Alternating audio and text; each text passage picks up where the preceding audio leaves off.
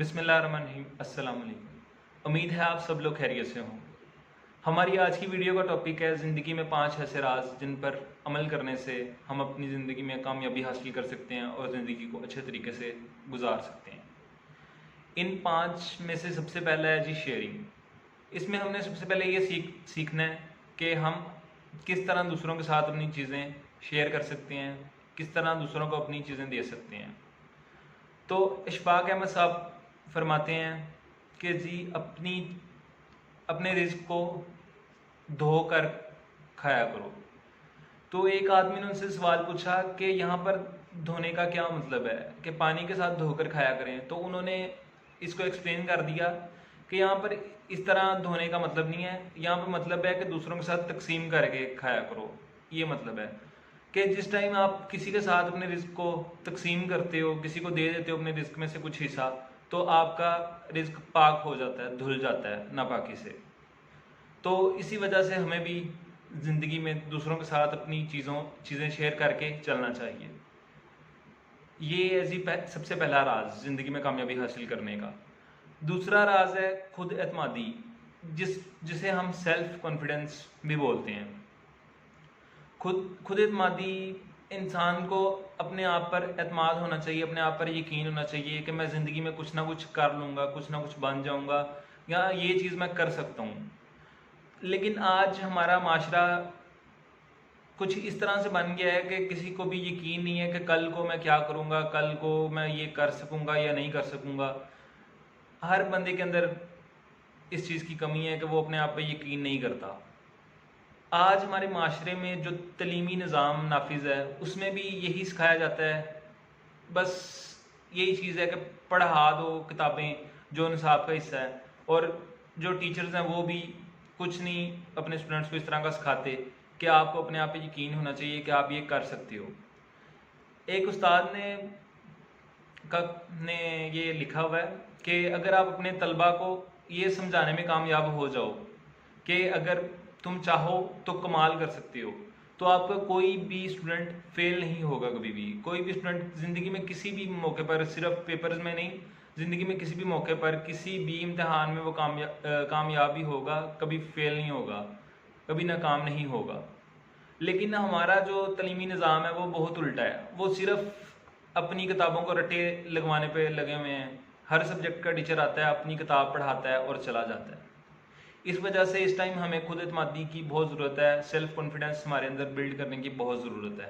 अगर हमें अपने आप पर यकीन होगा तो हम कुछ भी कर सकते हैं, कि अगर तुम चाहो तो तुम कमाल कर सकते हो। ये वाली सिचुएशन जब हमारे अंदर आ जाएगी तो सच में हम कमाल कर सकते हैं। तीसरा असूल और तीसरा राज है अल्लाह ताला पर भरोसा। अल्लाह ताला पर भरोसा इस तरह कि हमें अल्लाह ताला पर भरोसा रखना चाहिए और अल्लाह ताला के साथ अपना ताल्लुक बेहतर करना चाहिए, और अल्लाह ताला पर भरोसा रखना चाहिए कि हमें अल्लाह ताला कभी भी ज़िंदगी में तनहा नहीं छोड़ेगा। लेकिन हमारी सोसाइटी में अगर देखा जाए तो हम लोगों के साथ तवक्कुआत लगाकर बैठ जाते हैं, लोगों पर यकीन कर लेते हैं, उन पर भरोसा कर लेते हैं कि ये इन फ्यूचर मेरे काम आएगा। ऐसा कुछ सोच लेते हैं अपने माइंड में, इस तरह का सेटअप बना लेते हैं। लेकिन अगर यही चीज़ हम अल्लाह ताला के साथ तवक्कुआत को अपनी मुंसलिक कर लें कि अल्लाह ताला ही हमारे काम आएगा और वो ही हमें बेहतर रास्ता दिखाने वाला है, तो कोई शक नहीं अल्लाह ताला आपको बेहतर रास्ता दिखाएगा। आपकी कामयाबी अल्लाह ताला की जिम्मेदारी होगी। और अगर आप किसी इंसान पर यकीन करते हो, भरोसा करते हो, तो एट दी एंड ऐसा पॉइंट आता है, कुछ अरसे बाद, जल्दी ना है तो लेट बाज़ हो जाता है, तो लेकिन ऐसा पॉइंट आ जाता है कि आपको पछतावा होता है कि मैंने ये किस इंसान पर यकीन कर लिया, किस पर भरोसा कर लिया।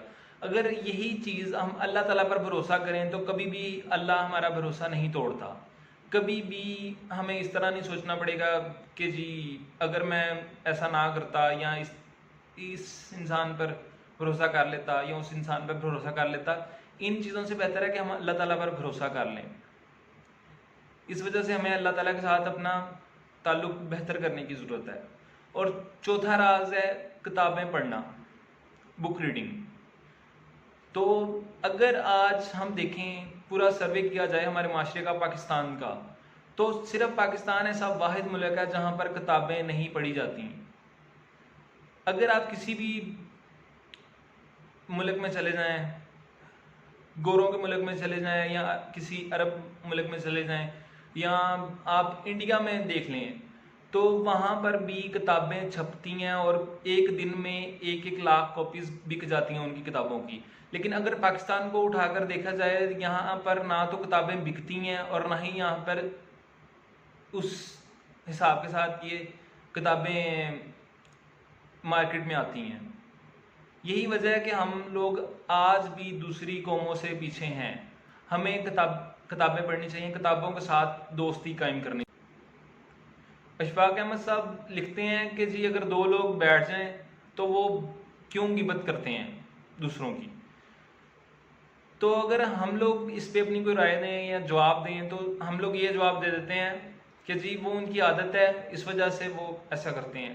लेकिन अशफाक अहमद साहब ने क्या खूबसूरत जवाब दिया है कि उन 2 लोगों के पास और कुछ बोलने के लिए नहीं होता और कुछ बात करने के लिए नहीं होती, उनके पास इल्म नहीं होता जिस पर वो बहस करें या जिस पर वो बात करें। इस वजह से वो लोगों की गिबत करना शुरू कर देते हैं।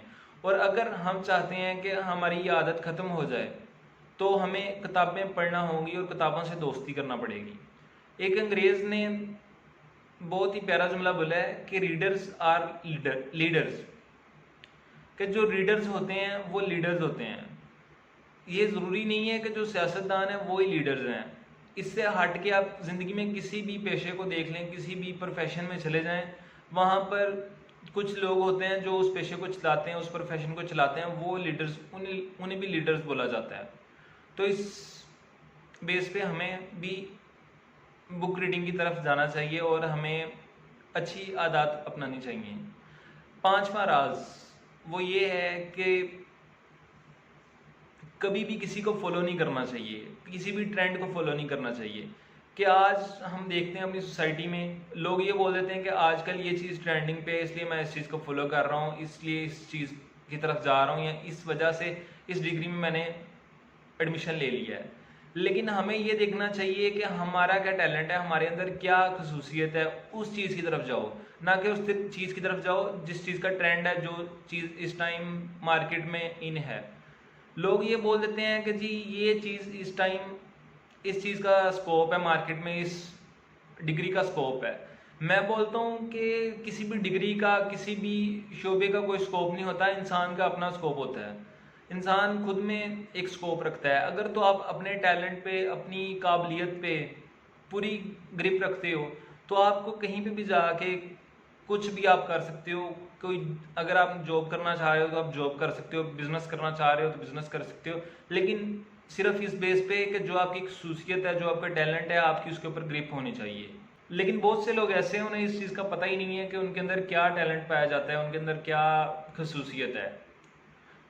तो सबसे पहले हमें इस चीज़ को जानने की ज़रूरत है कि हमारे अंदर क्या टैलेंट है, हम किस चीज़ में माहिर हैं, या क्या हमारी खसूसियत है। एक रिसर्च के मुताबिक पता चला है कि दुनिया में 7 अरब लोग हैं।